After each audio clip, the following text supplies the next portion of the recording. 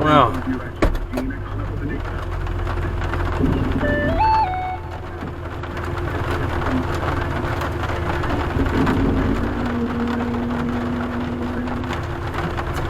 Well,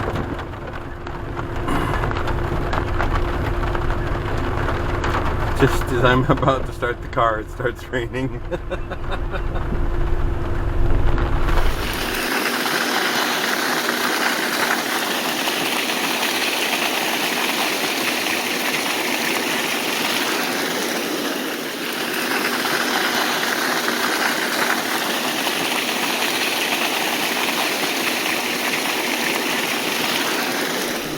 Take on a heavyweight boxer is the Dahomey Amazons were fierce and well trained. That is not sufficient plot justification.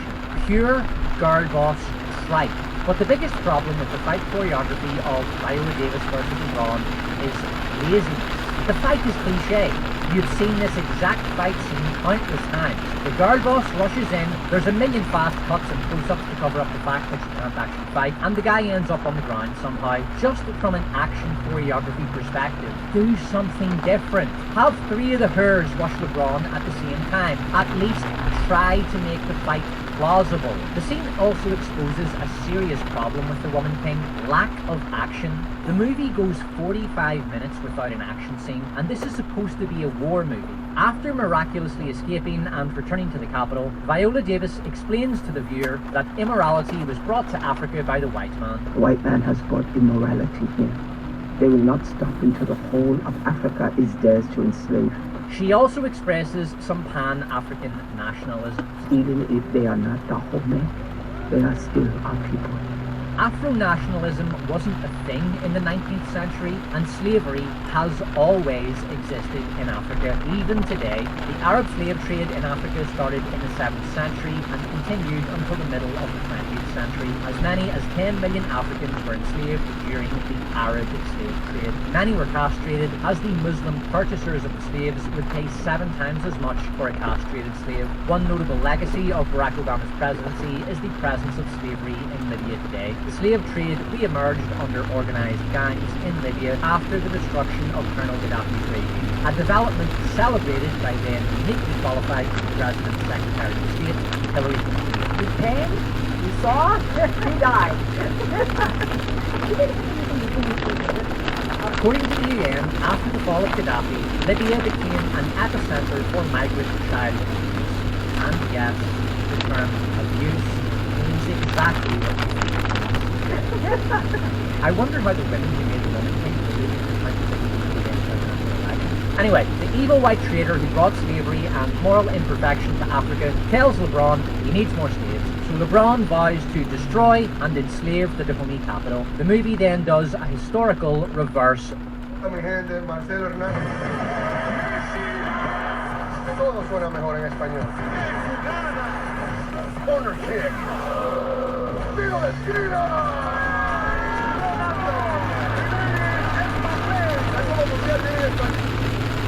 Historical reverse, Go back to the gas saver. You make it like the people you said. Well, you're here now. Come in. Where you been? In another indicator of how bad engagement in the Woman King is, trainee girl bosses don't graduate from basic graduation of training the society versus whatever. They don't graduate until over an hour. Full Metal Jacket is a perfect comparison for the Woman King, but both movies have the same structure. Trainees enter basic, train, then they go to Full Metal Jacket, trainees graduate from basic after 39 minutes mark. The Woman King takes 23 minutes longer. This is simply wrong. It is dramatically and structurally incorrect. This is a war movie. Get to the fucking war. But hey, at least we get to see the guards at war now, right? Like, oh no, actually we get talking, then more talking, then more talking, then more talking, then more talking, but we're back to war this time, then a dance number. Don't you want to watch a dance number? Isn't that what you came to a war movie for? Are these things? ever going to leave this training complex and do something. So more talking, then more talking, then more talking, then during talking between Viola Davis and Vainglorious Brat, it is revealed that Brat is Palpatine's granddaughter. I made a cut. When I practically left arm, and my blister treatment to it, the shocks too. This is one of the worst all-time movie tropes, main characters being related to each other. Obviously, Vader's reveal in The Empire Strikes Back was iconic, but then the characters related trope became a massively overused cliche. Ironically, the most infamous example prior to the somehow return of Palpatine was Return of the Jedi. As far as big reveals go, Leia turning out to be Luke's sister was an absolute clanker. No. Somehow, I've always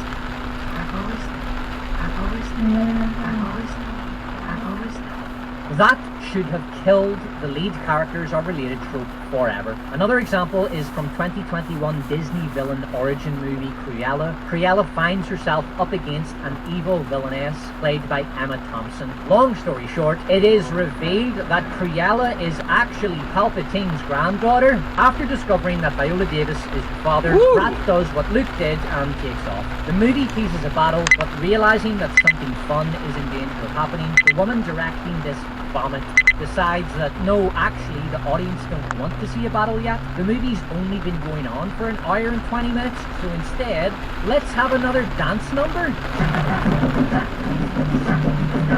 When the movie finally does a battle after nearly an hour and a half of runtime, the battle begins with a plot hole. Viola Davis sees the OU army advancing along a ridge. Then she fills termite holes not far from the entrance to the gunpowder. The OU don't see this, but they do make a jump right next to the termite hole. Literally, they put their tents right next to the termite hole and the gunpowder. How did Viola Davis get the small OU army with the bivouac into the back of the gun? Look at this shot. The OU army is surrounded by flat, easily defensible trees. The odds of them making the small termite are tiny. For fuck's sake. I was listening to you here now like after the fucking first one of the script. Now I have to stop listening to the Oasis' third album and return to my rewatch of the thing. Be Here Now is massively underappreciated, man. In a very real sense, Oasis are actually underrated. You see, the commonly held narrative among fans is that the first two albums are great and then it's all downhill. This is incorrect. Standing on the Shoulder of Giants, in particular, while imperfect, is a brilliant album. The opener, Fucking in the Bushes, communicates Noel's artistic vision for the album, a psychedelic soundscape into a Mario wall jump off one guy to launch into another guy. Viola Davis grabs a guy in a kind of Muay half clinch. That. Then the guy backspins Fuck into the this dirt. shit. I'm Spear already Spinner soaked. from the opening raid does a backward cartwheel kick.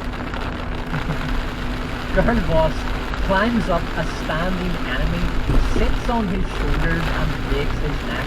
Viola Davis blocks a bullet with her machete. Unable to stand up to the sheer power of Girl Boss, LeBron orders a retreat and the men flee in panic before the powerful Amazons.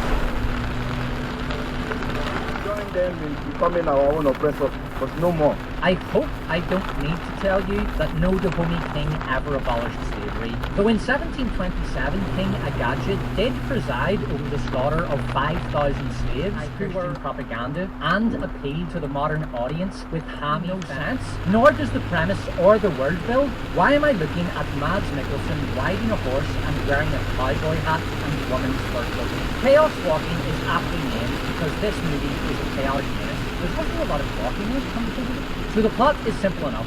Mr. Reflection, Tom Holland lives in an all-male rural colony that looks like an early 19th century American frontier village. There are no women in this colony because the New World natives killed them all in a war with the humans when Tom was a baby. Daisy Ridley arrives at New World with some of the colonists and crash lands near Tom's house. Tom goes to the mayor, Mads, and tells him about the crash, and Daisy is apprehended. Mads demands to know where Daisy's ships will land. He plans to ambush it, but he doesn't tell it to Daisy. Daisy doesn't want to tell Mads, so she kills Mads' idiot son, Nick Jonas, and escapes. Daisy runs away and hides in Tom's barn. Tom finds her there, but then Mads shows up with the Mad Lads, and it looks like all is lost, but then Daisy escapes their clutches. Tom follows after her, and the couple flee to a neighbouring village where that Ozempic witch possesses.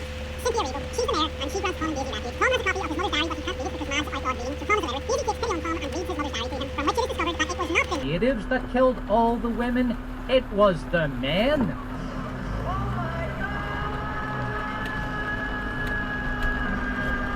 They murdered their own wives, daughters, sisters, and side pieces and blamed it on the aliens and recreated who looked exactly like an alien in the Area 51 shirt. Mads arrives with the Mad Lads, takes over Arrivalville, and begins hunting for Daisy. One of Mad's Mad Lads tries to capture Daisy, but she puts him in his place.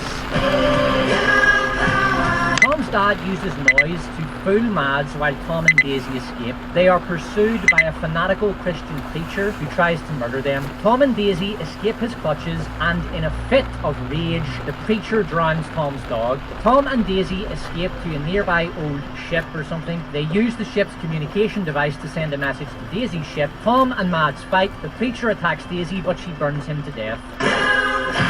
Conveniently for Daisy, the preacher just walks calmly away after being set on fire. Mads wins his fight against Tom, but Daisy arrives to save the day and kill Mads. In the final scene, a wounded Tom wakes up in the medical facility of Daisy's ship. This man, who never saw a woman before he met Daisy, begs for romantic connection. Shut up. But Daisy just scoffs off the idea. Chaos Walking contains an extreme anti-Christian component which manifests in the form of the preacher. This guy is a cartoon character. He is a Redditor's strawman fantasy version of a Christian preacher. He's always angry. Biblical passages burst from his head, accompanied by a blood-red mist. The preacher persuades the men of the village to murder all the women. The preacher detests women. He pursues Daisy with a blood-curdling hatred that literally boils out of his head in a red aura. Another bizarre aspect of Chaos Walking is the aliens. This $125 million sci-fi movie contains a grand total of one alien who appears in one scene in which he fights Tom. There's a brief shot of an alien village, and that's it. That is the entirety of the aliens part in this movie. The aliens have zero impact on the plot. Why even have aliens on this planet if you're not going to use them in the story? The premise of Chaos Walking makes no sense. Humans have been on this planet for over 20 years, yet there are only few settlements. Why haven't there been hundreds or thousands more interstellar ships, each filled with thousands of settlers? This place is paradise. Convincing people to leave Weimar Earth and head to New World would be about as difficult as selling a narcissistic moron a $10,000 ticket to Coachella. The plot holes in Chaos Walking are many and vast. Why does the sudden presence of noise cause it to crash? At least one wave of human settlers already landed on this planet. An essential component of their mission would be to gather intelligence on the planet and then return to Earth to report their findings. At the very least, unmanned mini-ships with information on the planet would be sent back to Earth. The first thing settlers would deem important to report back is the presence of this mysterious noise. Why does Daisy's mothership not immediately send a rescue mission to the site of the crashed landing craft? Why have the aliens not attacked the human settlement at any point in the past 20 years? Why have the humans not attacked the aliens? If the two species are at peace, why do they not engage in trade? Why have none of the Mad Lads attempted to get to Arrivalville? I know, the Arrivans execute Mad Lads on sight, but surely, after 20 years without a woman, a few Mad Lads will leave Madland, arrive at Arrivalville, put up their hands and say, alright, we admit it, we shouldn't have murdered all the women, that was a mistake, but hey, we're just human, right? Please, let us join your community. If not, just hang us now. If I have to wank off to the 20-year-old memory of Shannon Elizabeth's tits one more time, I'm gonna hang myself anyway. And man, what happened to Shannon Elizabeth? Where you been? Fun fact, this year, Shannon Elizabeth, now 52 years old, made $1.2 million on OnlyFans in her first week on the site. And boys, I know what you're thinking, don't do it. Also, Shannon Elizabeth performed the funniest moment in Scary Movie.